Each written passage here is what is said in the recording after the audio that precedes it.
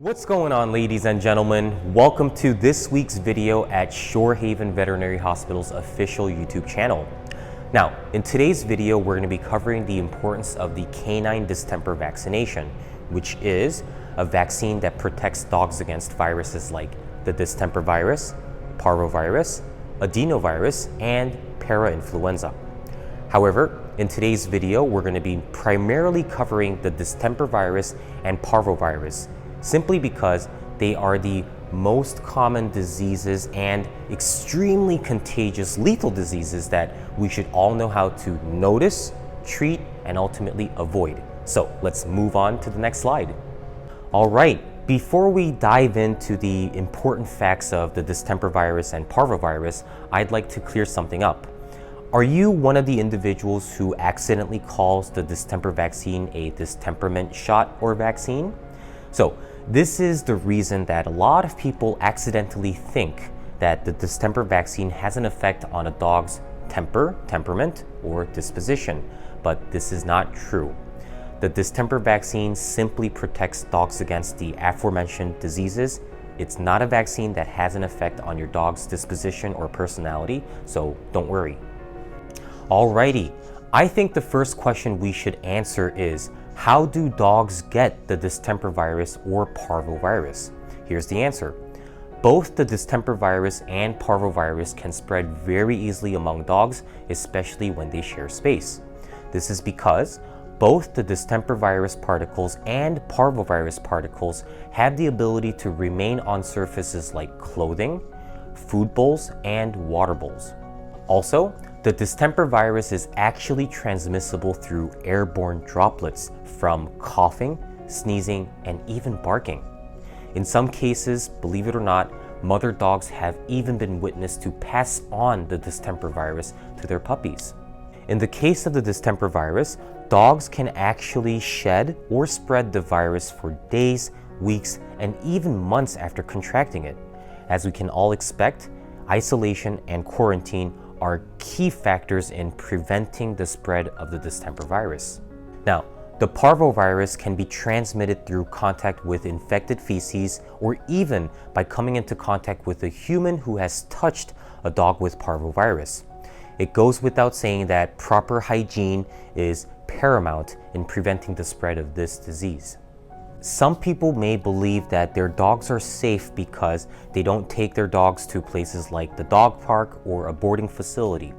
However, I'd like to mention that all dogs without the distemper vaccine are at great risk of contracting the distemper virus or parvovirus because every second they spend outdoors is a chance for them to get into infected urine or infected feces and maybe pick up the virus from airborne droplets or other particles that were left behind from wild animals or other infected dogs. For example, my dog Nana doesn't really like to be outdoors because she's not a Siberian Husky or a German Shepherd. She's just a mutt she's a small breed mutt, so she actually enjoys spending time indoors. However, every time I take her outside, I have to physically pull her away from getting too close to the markings of other animals because I've actually seen her make contact with her nose, her snout, on the feces or defecation of other animals, and I've actually seen her try to lick at it too. In another situation, I've witnessed my dog Nana with black streaks on her throat. I initially thought that it was charcoal, maybe from my grill, but lo and behold, as I got closer and closer, I was able to pick up that stench of wild animal feces. These are instances that I can look back on and smile, laugh about, but if my Nana were not vaccinated against the distemper virus or parvovirus, I would have been shaking and I would have been extremely scared because my Nana, my dog, may have been exposed and contracted those diseases. All right, many individuals believe that the distemper virus and parvovirus are the same, but they are not. So let's go over them one by one. If a dog has the distemper virus, they will feel symptoms as the virus progresses through the respiratory, gastrointestinal, and nervous systems. So this virus has an effect on all three of those systems. It's a little bit scarier than the parvovirus in my opinion, although both viruses have extremely high mortality rates. Now, veterinarians typically treat distemper cases as potential rabies cases. As we covered in last week's video, the rabies virus leads to neurologic symptoms, much like the distemper virus, which is why veterinarians like to be on the safe side and treat distemper cases as possible rabies cases as well. Just something for you to keep in mind. Now, here are the symptoms of the distemper virus.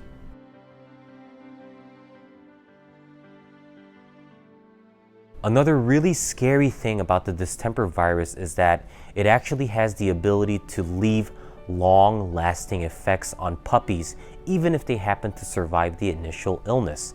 Now, these long-term neurologic effects, of course, have a negative impact on a puppy's life, so we definitely don't want that to happen. Here are some of the long-lasting neurologic effects of the distemper virus.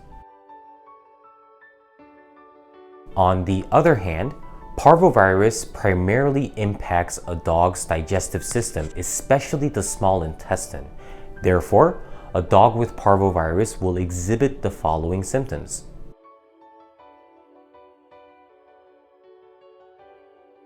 Parvovirus also tends to be more severe in these breeds of dogs: Labrador Retrievers, German Shepherds, English Springer Spaniels, American Staffordshire Terriers, Doberman Pinschers, and Rottweilers.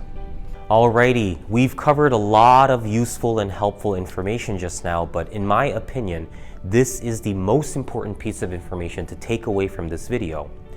Did you know that currently speaking, there is no cure for the distemper virus or parvovirus? This means that veterinarians have no choice but to treat the symptoms instead of cure the virus.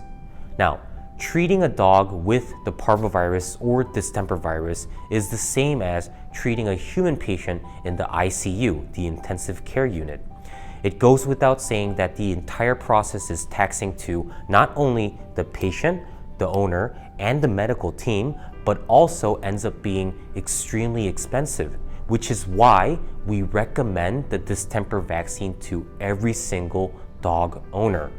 The mortality rates for both the distemper virus and parvovirus are extremely high, and here they are. That's exactly why we at Shorehaven Veterinary Hospital advise all puppies that are 6 or 8 weeks of age to receive a dosage of the distemper vaccine. Then, boosters of the distemper vaccine, 3 or more of them, will be administered to puppies every 3 to 4 weeks until they reach 16 or 18 weeks of age. Now, puppies that are younger than 4 months are especially vulnerable to contracting said illnesses, so please give us a call if you have a puppy or a dog that has yet to receive the distemper vaccine. Now, you may be wondering, what can I do for my puppy that is younger than 6 weeks old? Are there any ways for me to keep my puppy safe from the distemper virus and parvovirus? The good news is there are 3 things that we can do. Number 1, keep your puppies at home and even away from unfamiliar pets until they have finished their puppy vaccination series, all right? So until they have gotten that last distemper booster, just to be safe, keep your puppies at home where you know there are no particles or traces of the distemper virus and parvovirus. Number 2, keep your puppies at home and of course away from wildlife, because God only knows what wildlife is infected or not infected. Number 3, last but not least, be sure to keep your pets' food and water bowls indoors. Believe it or not, in places like Los Angeles, there are outbreaks of the distemper virus simply because wild animals like raccoons are attracted to the smell of food in the food bowl, and of course when they see water right next to it, they're gonna drink some water too, right? So be sure to keep your pets' food and water bowls indoors so that we are sure no wild animal got into them. All right, if you made it to the end of the video, thank you so much once again. Stay tuned for the next video, which will be uploaded next Monday. Leave your comments and questions in the comments section below, and please give us a call if you have any questions or concerns.